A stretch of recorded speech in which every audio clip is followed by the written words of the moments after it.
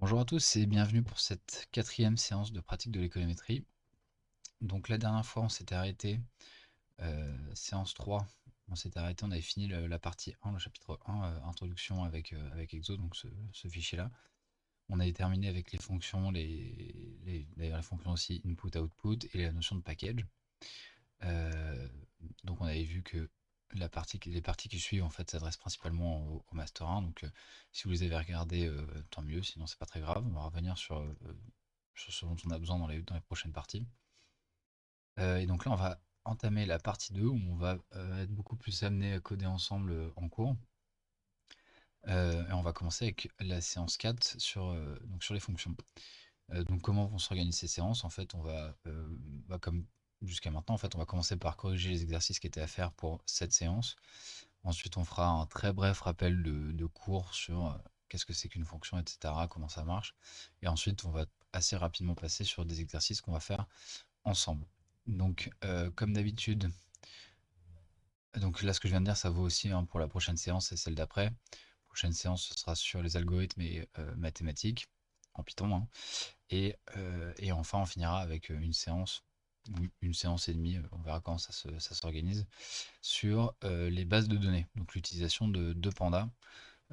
Et là, on commencera un petit peu à rentrer, ça fera une transition assez pratique vers la partie 3 qui sera sur donc, la mise en application euh, des modèles économétriques sous Python.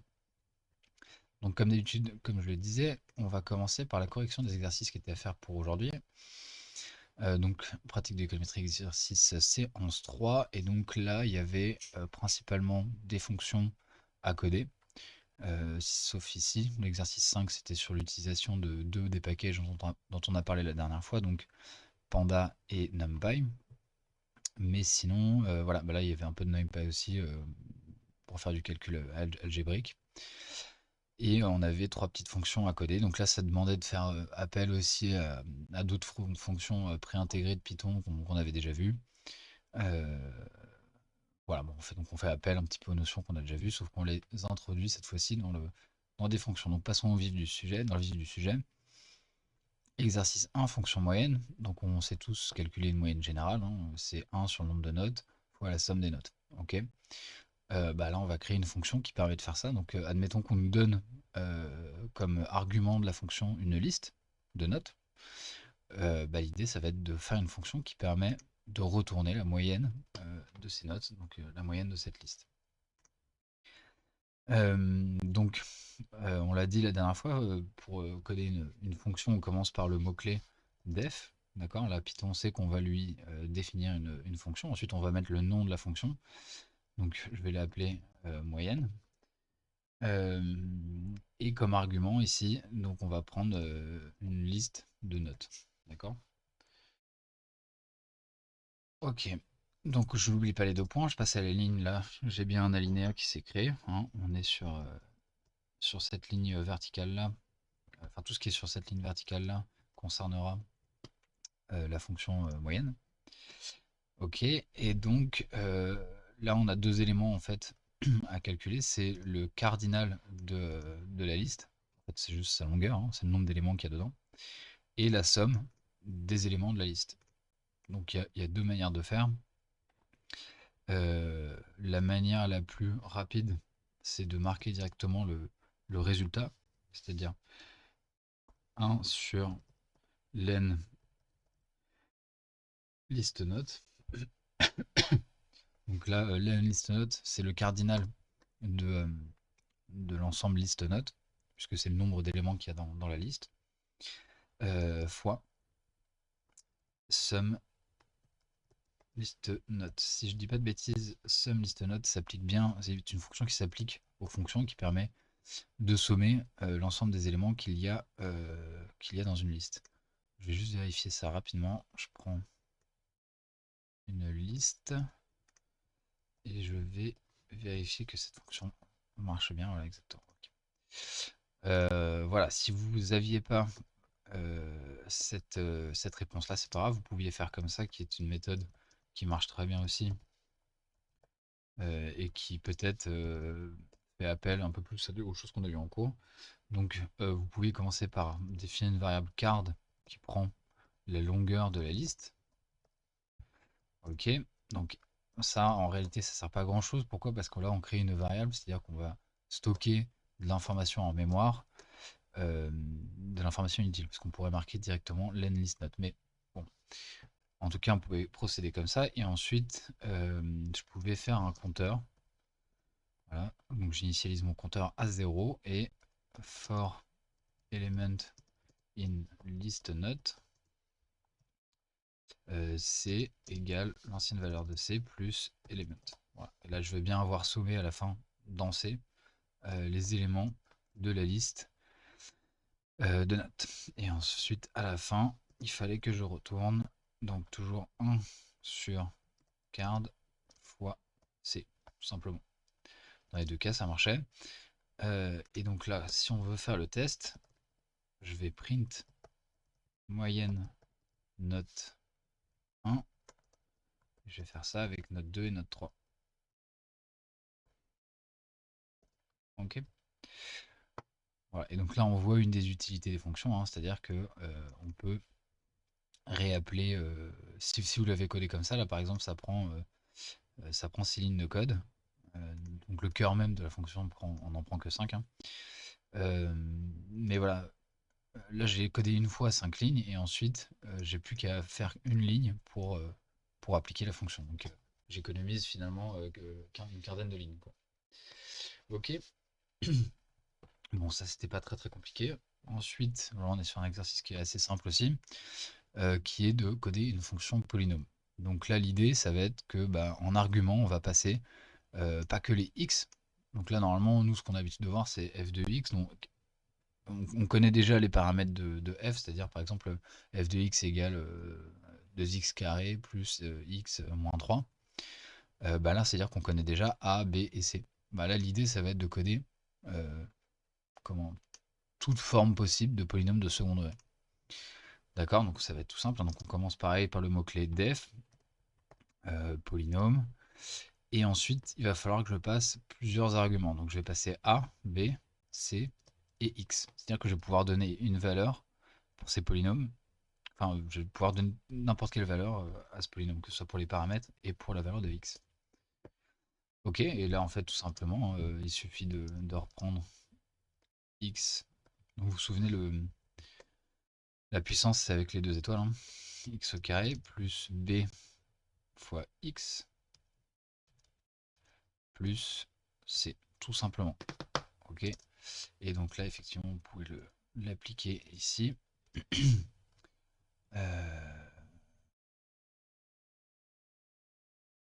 Print poly.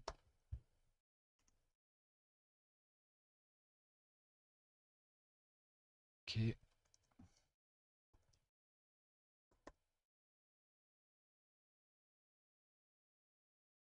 Donc là, il suffit de remplacer. On aurait pu faire des listes de paramètres, ça aurait été plus simple en fait. Pas très grave. Hop là, ok. Ouais, donc on a bien 3, 11, 29. Ok. Donc là, c'était vraiment pas très compliqué. Par ailleurs, ici, c'est pas. Oui, on n'économise pas tant de lignes que ça. Mais ça peut permettre par exemple de rentrer les valeurs du polynôme pour un certain set de paramètres donnés. Et ensuite, on peut faire varier x pour voir ensuite, par exemple, dans un graphique, comment ce polynôme se comporte pour certaines valeurs de paramètres. Bon, on pourra voir ça dans le prochain chapitre. Après, on avait une fonction input. Alors, la fonction input, on l'a vu très rapidement la semaine dernière, la dernière séance.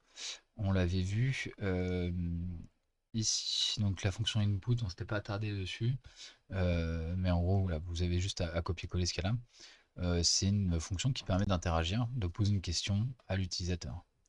Ok, donc là, si par exemple je mets input entrée en nombre, ok,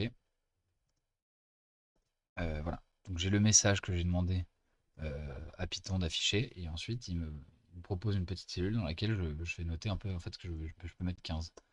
Ok.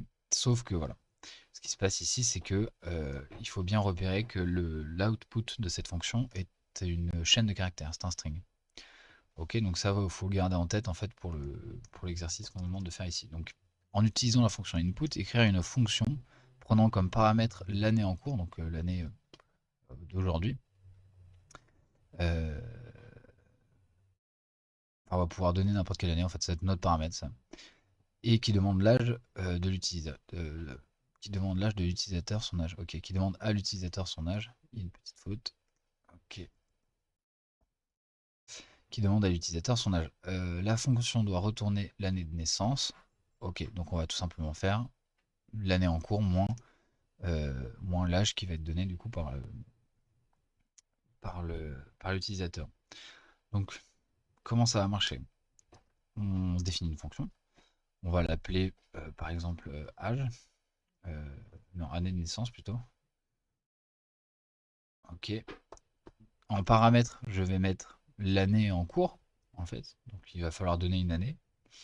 Ok, les 2 points, je vais à la ligne. Et là, on va stocker l'âge de l'utilisateur dans une variable. Donc on va l'appeler âge. Et sauf que bah, cet âge-là, on ne peut pas l'inventer, donc il faut lui demander. Et donc c'est là qu'on va utiliser la fonction input. Ok.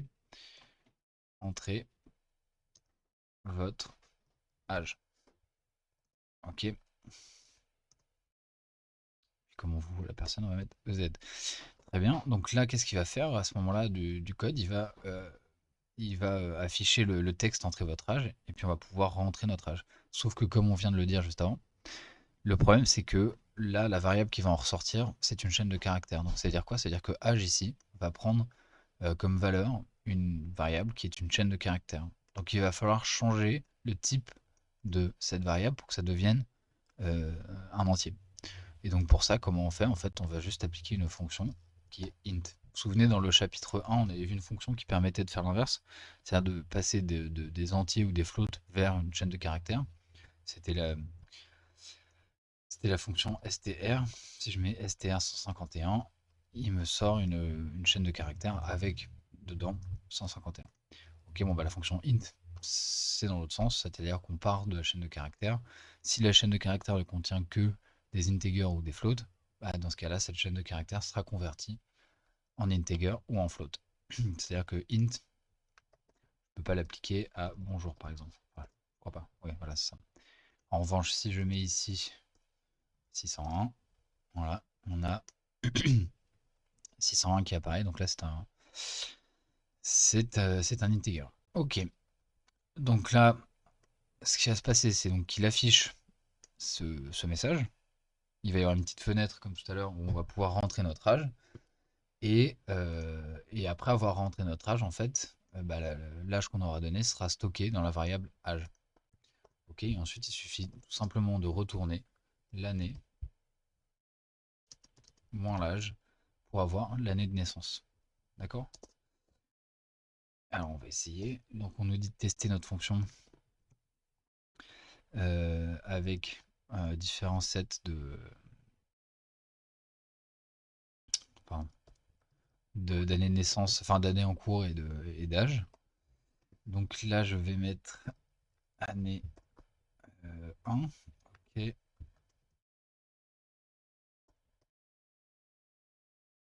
Excusez-moi. C'est pas très Covid. Ok. Voilà. Donc là, il est en train de faire tourner la première, le premier print quoi, avec la première fonction appliquée à année 1, donc 2020, et j'ai 20 ans. Ok, donc je dis j'ai 20 ans, et il me sort 2000. Année 2, donc 2055, j'ai 64 ans, et donc je suis né en 1991. Année 3, 98, j'ai 48 ans, et donc je suis né en 1950. Voilà, tout simplement. Bon, c'est pas fonction input, encore une fois, je l'avais dit la semaine dernière, mais c'est pas vraiment pas la fonction qu'on va le plus utiliser.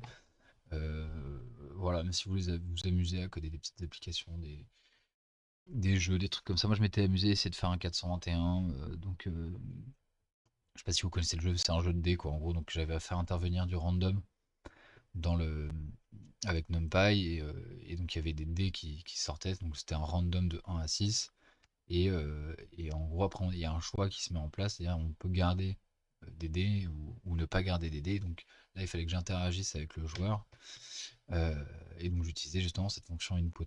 Donc c'était pas très joli, hein, c'est juste pour vous dire que voilà, si vous avez des jeux en tête, que ça vous amuse d'essayer de les coder en Python, bah, ça peut être le genre de fonction utile, et c'est très pratique pour apprendre à coder. Moi, c'est comme ça que j'ai appris à coder au début, en faisant des petits trucs comme ça et en utilisant CodeWars. Ok, donc fin de la parenthèse. Exercice 4, on va manipuler un petit peu des matrices. Donc à l'aide du package NumPy, créer de matrices A et B. Ok, alors je sais plus ce qu'on avait vu avec NumPy. Ouais, si, on a vu quand même qu'on pouvait créer des matrices. Donc vous pouviez vous référer au chapitre 1 pour faire cet exercice-là. Et puis de toute façon, vous avez une grosse documentation sur Internet. Alors, première chose, quand on parle de package, quand on a besoin d'importer un package, on utilise le mot-clé import, le nom du package, et comme la convention le veut avec NumPy en tout cas, on va l'importer sous le nom np. Voilà. En général, ce qu'on fait quand on a des packages à importer, c'est qu'on les importe dans une première cellule. On fait tourner la cellule, et une fois que les packages ont été importés, là on peut aller utiliser les fonctions de ces packages. Donc, à l'aide du package NumPy, ok, donc NumPy est importé, créer deux matrices A et B, donc A égale, et on va avoir B égale. Alors à quoi ça ressemble? Qu'est-ce qu'on va utiliser comme fonction pour créer une matrice? Si vous vous souvenez, la semaine dernière, on en a un petit peu parlé. En fait, une matrice, sous Python, c'est une liste de listes. C'est-à-dire que c'est une liste dans laquelle les éléments sont des listes. D'accord? Donc, sauf que c'est pas suffisant, en fait, pour pouvoir faire en sorte que cette liste de listes, pour que l'on puisse utiliser les fonctions de NumPy sur cette liste de listes, il faut que cette liste de listes prenne le format, enfin le type np-array. Et donc pour ça, en fait, on va utiliser la fonction np-array, et là, on va pouvoir mettre la liste de listes. Ok, donc là, j'ai une première liste. Je mets beaucoup d'espace volontairement pour que ce soit plus clair visuellement. Donc là, j'ai ma liste. Ok. Je vais créer ma première liste, et là, je vais mettre la première ligne de la matrice 1. Donc 1, 2. Ok. 1, 2. Donc là, j'ai mon premier élément, ma première ligne. Et là, je vais mettre mon deuxième élément de cette liste, qui sera donc la deuxième ligne de A, 3, 4. Ok, et donc là, j'ai bien une grande liste, qui est en fait représentative de ma matrice. Et dans cette grande liste, j'ai deux sous-listes, 1, 2, 3, 4, qui sont mes deux lignes de mon np-array de ma matrice. Ok, en réalité, c'est vraiment pas très compliqué, hein. Si vous avez compris le principe des matrices, ça devrait aller très vite. Ok, donc ensuite, on va faire la même chose avec B.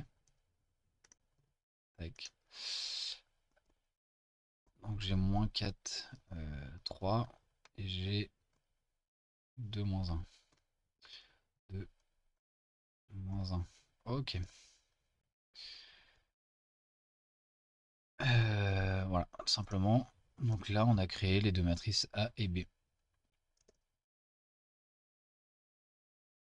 Maintenant, ce qui est intéressant une fois qu'on a des matrices, c'est de pouvoir faire des calculs avec.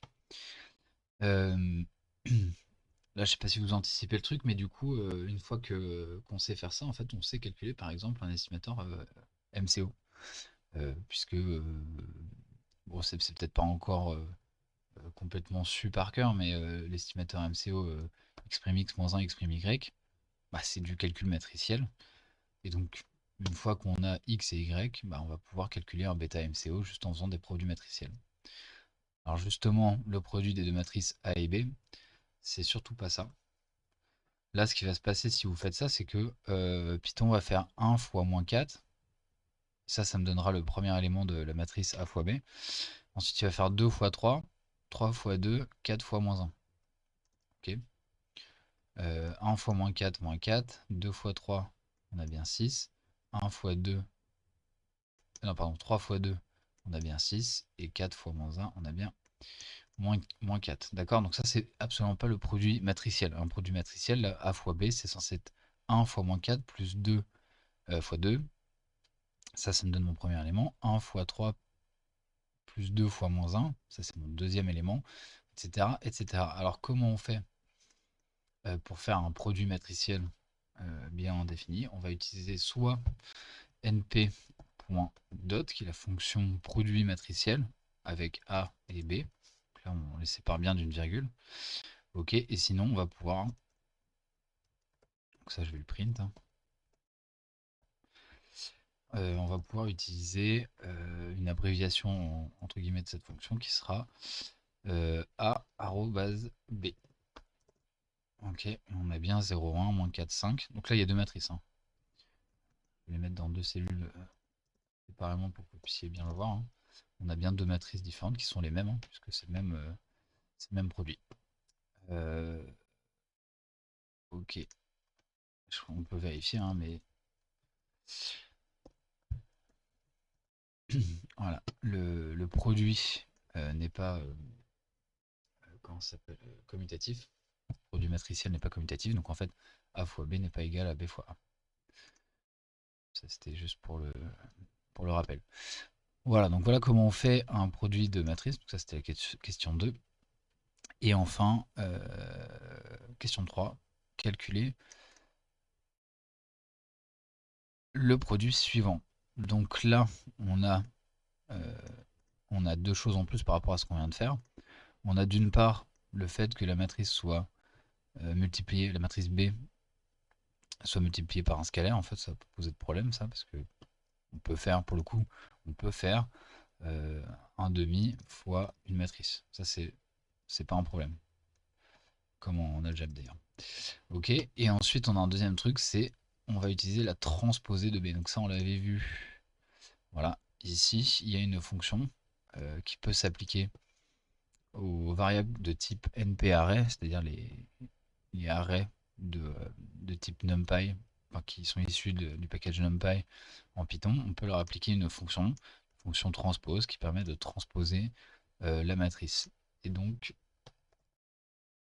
on a tout simplement arrobase fois 1 demi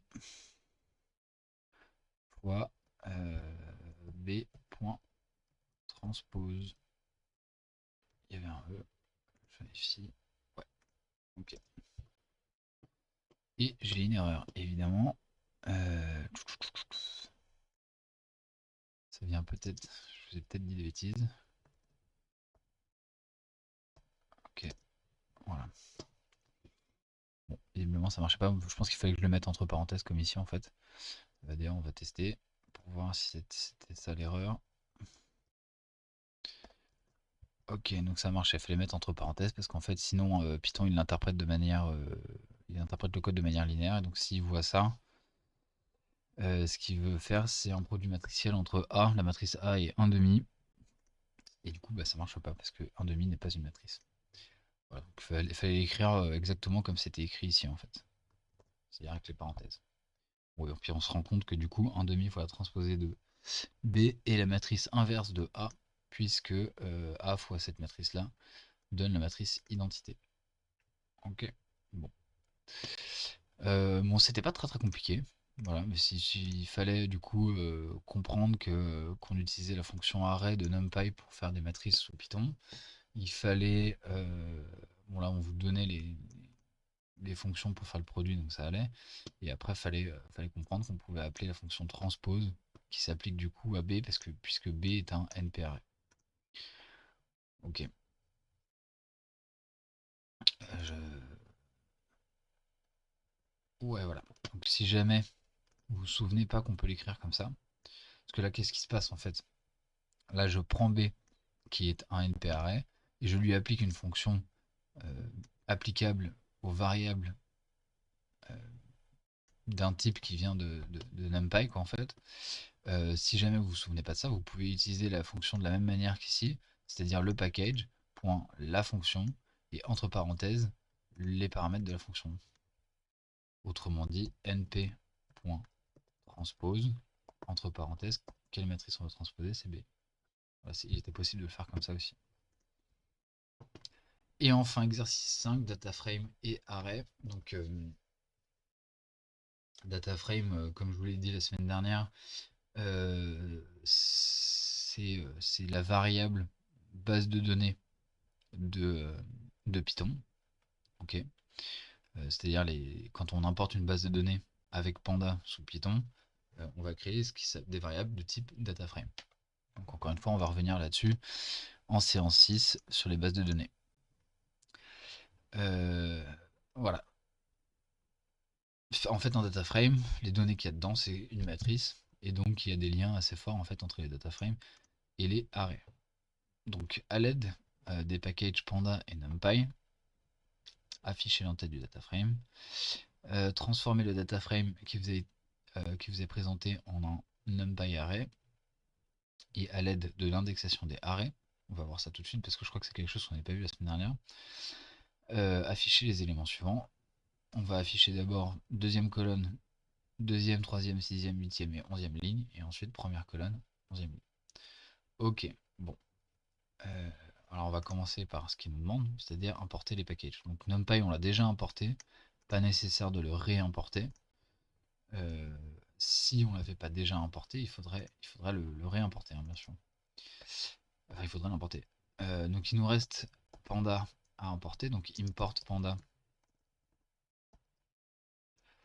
as PD, comme la convention le veut, on importe généralement Panda sous ce nom-là. Ok, donc là je peux exécuter ma cellule. Donc là on me donne un data frame. Bon, on vous soucie pas pour le moment de comment c'est défini ce truc là, mais en gros là j'appelle la fonction, enfin le package Panda, j'appelle la fonction data frame de ce package et je lui donne comme donnée un dictionnaire. Ok, et tout ça c'est stocké sous le nom df qui renvoie en fait au terme data frame. Ok, donc je crée cette variable. On me demande d'afficher l'entête du data frame, donc ça on avait dû le voir peut-être. Non, même pas en fait. Ok, on était passé très rapidement dessus. Bon, bah, si vous avez regardé sur internet ou si vous êtes renseigné un petit peu dans la documentation de Panda, vous avez pu voir normalement qu'on peut afficher l'entête d'un data frame à partir de la fonction head. Voilà. Donc par défaut, head affiche les 5 premières lignes. On peut en afficher 10, on peut en afficher autant qu'on veut. D'accord. Voilà, donc ça c'était la fonction .head, donc première question. Deuxième question, transformer le data frame qui vous est présenté en NumPy array. Et bien pour ça tout simplement, si je veux faire par exemple la matrice X, va être égale à np.array df. Alors il y a une fonction propre au data frame qui permet de faire cette traduction depuis les data frames vers les NumPy array, qui est du coup propre au data frame, c'est la fonction .values. Ok. Et donc pareil, donc là vous voyez ça me renvoie à un array, alors qu'à la base, mon data frame, bah, ça a cette forme-là, c'est la forme d'un data frame, c'est-à-dire qu'on a les noms de colonnes, on a des indices, etc. Là c'est vraiment juste une matrice avec uniquement les éléments du data frame. Donc, voilà, donc il y a cette fonction qui existe aussi, qui est assez pratique, notamment parce qu'il y a pas mal de packages en économétrie, machine learning, etc., qui demandent à ce que les matrices de variables explicatives et expliquées soient sous la forme, soit sous le type NP-array.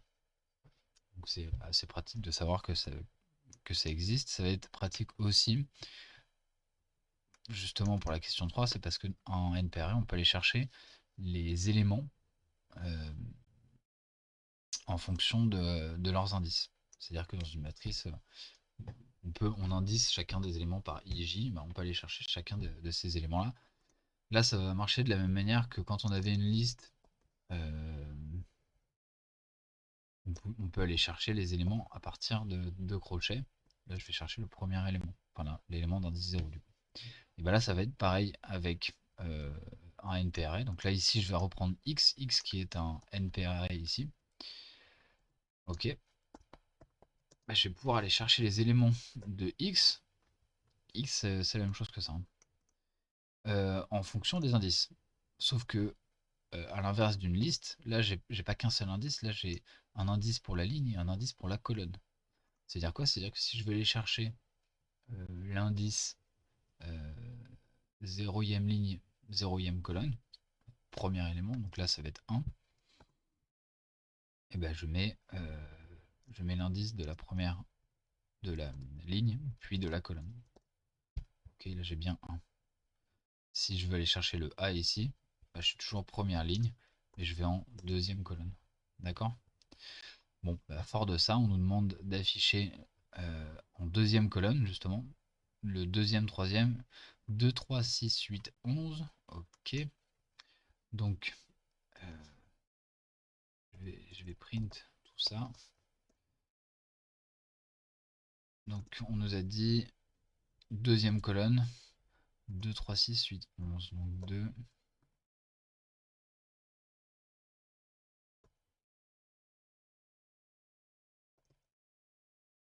Ok, 2, 3, 6, 8, 11. Et ensuite, première colonne, 11e ligne. Donc là, je pense que je me suis trompé. En fait, j'ai augmenté de 1 à chaque fois. Ouais, en fait, ça a marché comme les... Si je veux le deuxième élément, il me faut l'indice 1. Là, par exemple, il me faut l'indice 1. Donc en fait, là, j'ai décalé de 1 à chaque fois. Faut faire moins 1 à chaque fois, en fait, tout simplement. Donc, on recommence. 1, 2, 5, 7, 10 et 10. Et encore une fois, il y avait un message caché qui veut dire bravo. C'est pour ça que on avait choisi ça. Alors juste là, pour pendant qu'on est là, donc là, vous vous souvenez, par exemple, si je veux aller de l'indice 2 jusqu'à la fin, je mets les 2 points. Si je veux m'arrêter à l'avant-dernier, je mets -1 ici. Ok, bah là, ça va être la même chose ici. On peut aller chercher, par exemple, toute la première colonne. Euh, on peut aller chercher juste toute la première colonne. Donc là, comment ça va marcher? Je vais faire X. Je veux la première colonne, donc c'est le deuxième. Je veux 1. Et en fait, du coup, il me faut toutes les lignes. Donc ici, je vais mettre 2 points. Ok, c'est-à-dire quoi? C'est-à-dire que je vais du début à la fin. Et là, il m'a sorti. Pardon, ouais, bon, là, c'est toute la deuxième colonne. Ok, si je voulais la première colonne, du coup, je mets un 0 ici. Donc, vous voyez, on peut aller chercher des regroupements de la matrice. Ok, donc là, mettons, je veux juste les 2 premières lignes. Ok, ça veut dire quoi? Ça veut dire que je vais de 0 à 2, puisqu'on s'arrête à -1. Et je prends toutes les colonnes, cette fois-ci. Ok, donc là, j'ai récupéré les 2 premières lignes de ma matrice. D'accord, donc vous voyez, on peut aller sélectionner des morceaux de la matrice de manière assez simple en utilisant les indices. Ça marche de la même manière que pour les listes, sauf qu'on a 2 indices à gérer. Ces 2 indices-là sont séparés par une virgule. Voilà, donc on a un petit peu dérivé à droite à gauche par rapport à ce qui était demandé, mais bon, j'espère que ça vous aura aiguillé un petit peu sur certains éléments du cours et des utilisations de tout ce qu'on a fait jusque-là. Donc on se retrouve dans la prochaine vidéo pour attaquer la séance 4 sur les fonctions. Donc il vous faut aller sur le Drive. Normalement, ce chapitre-là est disponible.